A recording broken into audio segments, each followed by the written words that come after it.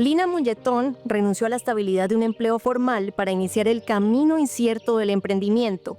Durante años trabajó como comunicadora acompañando a víctimas de la violencia muy ligada a sus orígenes del Pacífico, pero algo en ella sabía que su destino estaba en otra forma de estar en el mundo, una que le permitiera crear desde la belleza y contar historias.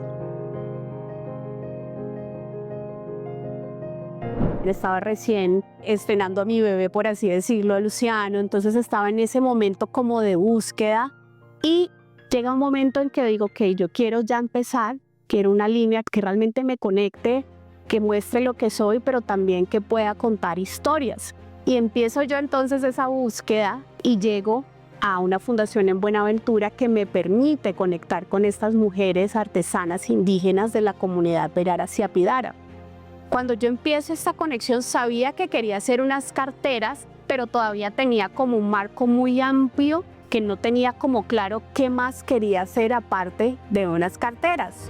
Lo que sí tenía claro es que quería fusionar su pasión por la moda, la creatividad y la cultura de sus raíces para contarle historias al mundo, aquellas que están en la selva y no se escuchan, historias que solo llegan a oídos de las ciudades con el desplazamiento por la violencia. Esa búsqueda la llevó en 2017 hasta una comunidad indígena ubicada en el Pacífico vallecaucano, mujeres del pueblo Eperara Siapiadara, guardianas de un conocimiento ancestral que ha sobrevivido al abandono. Lina, ¿cómo llegas tú a estas comunidades? Cuando llegamos a la comunidad, primero entrar fue muy difícil. Estábamos en un territorio que por su ubicación es bastante complejo. Llegamos en jipeto hasta cierta zona y ya de ahí nos tocó caminar más de 2 horas para poder llegar al resguardo. ¿Qué encontramos? Cementerios abandonados, pasamos por muchas zonas que habían sido afectadas por la violencia hasta que pudimos llegar al territorio, al resguardo. Encontramos unas familias de diferentes comunidades indígenas colombianas asentadas en esta zona de mesetas. Vimos familias, niños, lastimosamente sin acompañamiento ni de escuela ni de salud, pero organizados de una manera que me dejó gratamente conmovida porque tenían desde la arquitectura misma, sus casas, sus hogares, sus tejidos hermosos, realmente muy hermosos. Recuerdo tanto que lo primero que hicimos fue quitarnos los zapatos y empezar a andar por todas estas zonas y escucharlas a ellas muy contentas de recibirnos en sus casas. Desde el primer encuentro se produjo un entendimiento natural, de mujer a mujer, de madre a madre, de creadora a creadora, aunque no hablaran el mismo idioma. Generamos una sinergia como una conexión inmediata. Traté obviamente de que ellas se sintieran tranquilas, que me pudieran contar un poco más de sus vidas, de que pudieran como soltar esa tensión de estamos acá como para generar algo, un producto de un negocio, sino para generar una historia de vida. Estas mujeres, como les contaba, pues son muy reservadas, siempre han mantenido intacto como su lenguaje, el SIA es con el que se comunican diariamente, el español lo usan muy pocas veces. Y como generalmente son las que quedan en sus resguardos al cuidado de los niños y de las familias, pues son siempre los hombres los que sí manejan un poco más el español. Logramos que a través de esta conexión y este relacionamiento, pues ellas se sintieran más interesadas en hablar en el español, en tener esa confianza de decir, ok, este es mi trabajo tiene este valor y esto es lo que yo quiero hacer y estos son los sueños que yo realmente tengo, que van más allá de que hace el cuidado del hogar. Mientras Lina se adentraba en la vida de estas sabedoras para crear su marca Omar Ancestral, también empezó a leer sus manos. Durante generaciones, sus tejidos habían servido ancestralmente solo para cargar frutos, herramientas, el peso cotidiano del trabajo. Nadie fuera de su territorio había visto el tesoro que significaban. Lina entendió, entonces, que esa belleza no podía seguir oculta, que el mundo tenía que admirarla. Siempre fueron más utilizados para temas más prácticos, enfocados en el hogar y en el diario vivir de ellos. Culturalmente las mujeres siempre han sido más bien muy reservadas, muy dedicadas también al cuidado de sus hogares. Entonces básicamente este tema del trabajo en los tejidos pues se da en sus comunidades cuando se sientan a compartir, pero no estaban enfocados todavía como en ese pensamiento de bueno, vamos a producir algo que va a ir enfocado o a la moda o a diferentes elementos para que se utilicen en otros lugares. Pero junto a la belleza persiste una huella profunda, el miedo, el mismo que los obligó a desplazarse de su territorio ancestral en Guangxi, Cauca, y que hoy han aprendido a esquivar a quienes transitan armados por la región. Me decía, mira, nosotros básicamente lo que hacemos es guardamos silencio, no hacemos parte de absolutamente nada y eso es lo que nos ha permitido convivir con este tema y con esta situación de violencia que pues aumenta lastimosamente porque pasan todo tipo de grupos al margen de la ley. Y entonces ellos decían, nosotros sabemos quiénes son, pero siempre estamos a un lado. Vemos que pasan, obviamente por el acercamiento al río que lo tienen allí al frente de sus casas. Entonces ellos se hacen a un lado y prácticamente es como si fueran invisibles. Esto es lo que les ha permitido a ellos sobrevivir y no verse como pues involucrados en ningún tipo de situación que pueda afectarles su vida.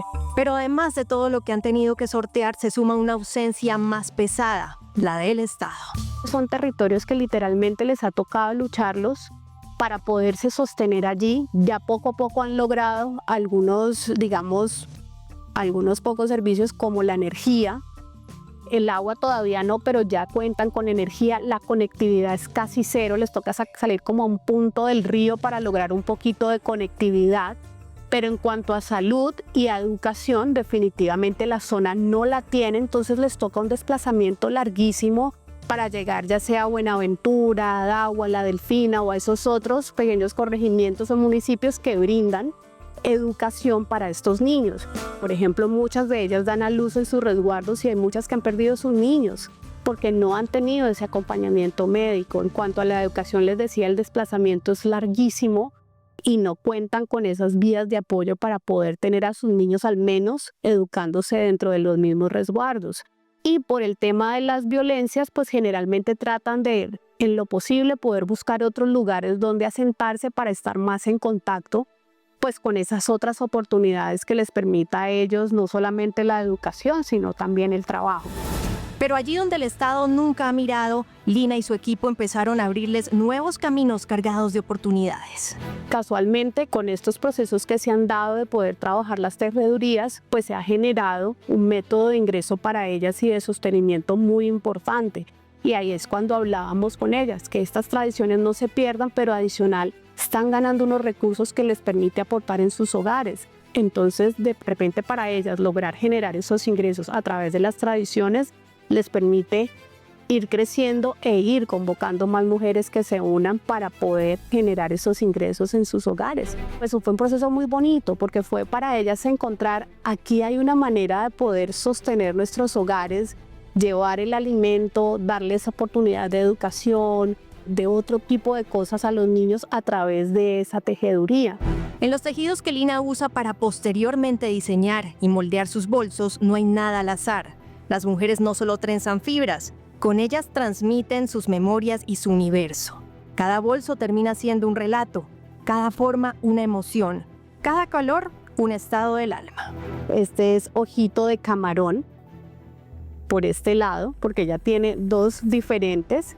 Por acá están los ojitos de camarón, que es sigiloso, es el movimiento, son intrépidos, curiosos. Y por acá, no sé si alcanzan a ver las punticas y las alas de la mariposa.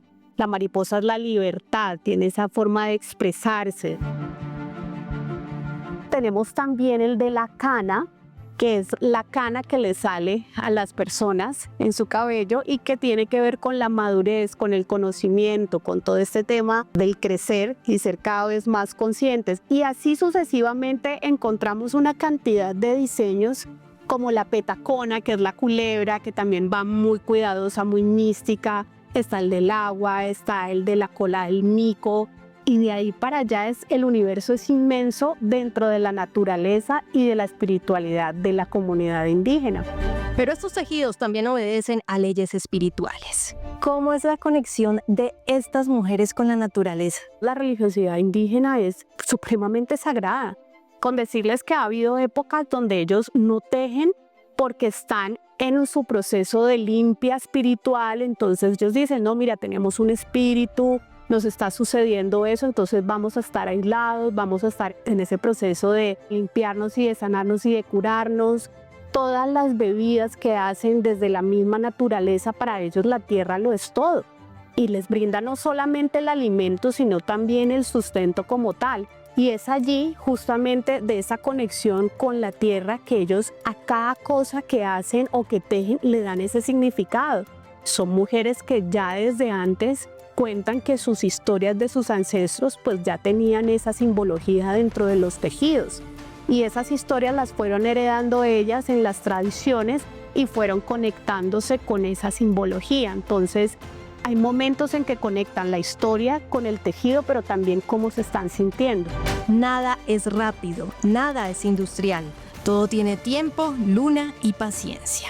La materia prima es la palma de chocolatillo y la palma de tetera. Estas palmas, digamos que como tal, la base está justamente en Huangui, en el Cauca, en el Pacífico Caucano, selva arriba, caminan más de 7 horas para poder cortar esa palma en una fase específica de la luna, porque si no, es real, le cae a la fibra, al tejido, un hongo y se daña. Entonces ellos tienen que estar muy pendientes de la fase de la luna, cortar y de allí dejarlas varios días al sol y a la luna para luego darle el proceso de machacado, y luego del proceso de machacado y de quitar todo ese color verde, ella toma como una tonalidad, das cuenta como casi blanca, y de allí empieza ya el proceso de cómo tinturarlo, muchas con achotes, con semillas, otras como les contaba con el lodo, que para mí es el color más bonito que tienen ellos, y es efectivamente, cogen la fibra ya pelada luego de haber pasado días al sol y a la luna, la meten dentro del lodo por varios días y ella coge un color en un verde preciosísimo. Pero el tejido también es un espacio de encuentro. Uno siempre va a sentir ese poder que carga y sobre todo es como ese tesoro único porque está elaborado no solamente con su energía, su sentimiento, sino con sus manos.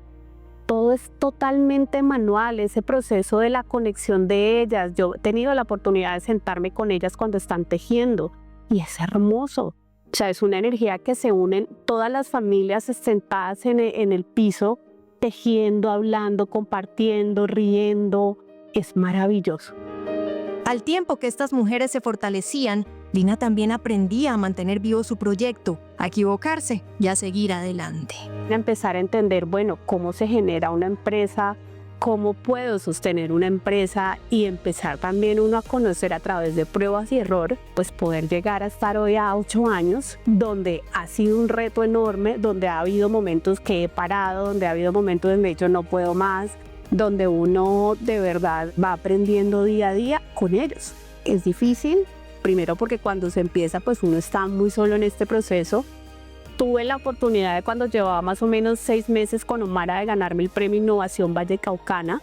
Eso me ayudó un montón también ya a poder probar otras fibras, otras formas y obviamente amparada las redes sociales y poco a poco ir conociendo y abriendo campo, pero de una manera más bien muy orgánica.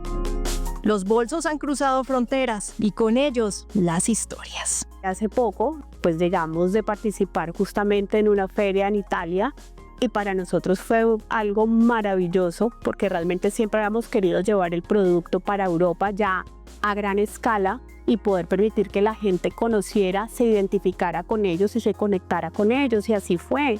Entonces fue muy lindo llevar el Pacífico, contarles las historias, que ellos los vieran, que se sintieran cada vez más atraídos de saber qué es esto y cómo es la historia, y conectan muchísimo. Entonces pudimos estar en Milán, estuvimos en diferentes ciudades también de Italia, estuvimos en España, y bueno, ahí se están abriendo puertas para poder seguir llevando a Omara a otros espacios. A través de Omara, ¿cómo se han transformado las vidas de estas mujeres y también la tuya?